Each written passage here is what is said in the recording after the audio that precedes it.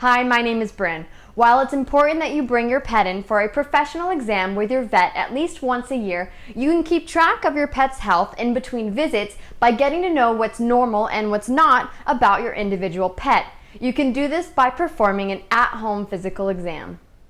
You're going to want to perform this exam in a relaxed environment, so make sure that your pet isn't feeling stressed or even excited. You can opt to do this after a quick exercise session or even a nap. You're going to start from the tip of the nose and end at the tip of their tail.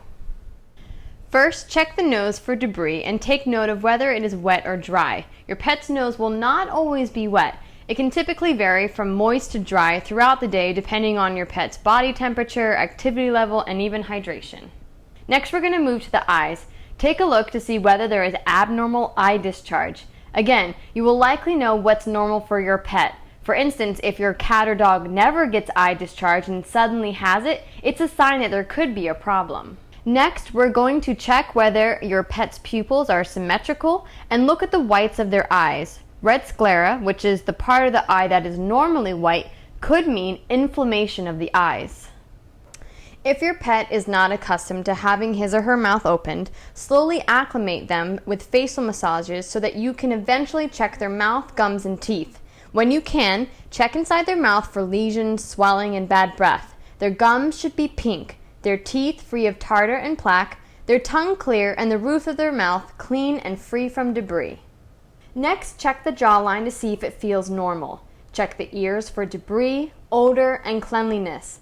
Brush back the hair and look at the skin and coat. Check for excessive flakiness, lumps, and bumps on the sides of the spinal cord, and evaluate muscle tone and weight. If you think your pet is carrying extra weight or not enough weight, you can contact your veterinarian with questions. Look at their claws and the pads of their feet. There should be no debris between their toes. Check for heat and swelling over your pet's body and test the range of motion of the joints. Do the joints move freely without resistance or difficulty? Gently palpate their belly to look for lumps and notice if your pet seems to experience discomfort. This is a good time to also gently check both mammary change. Do this for male dogs and cats too. Even if you don't know the names of all the parts that you're touching, by doing these physical exams regularly, you'll become familiar with what's normal for your pet's body. That way, when you do notice something different, you'll notice it quickly.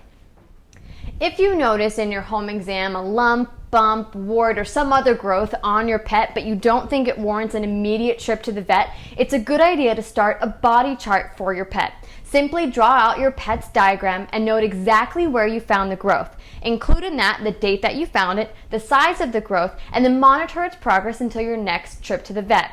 If, however, in the next day or so it's gotten increasingly worse, it probably warrants an immediate trip to the vet.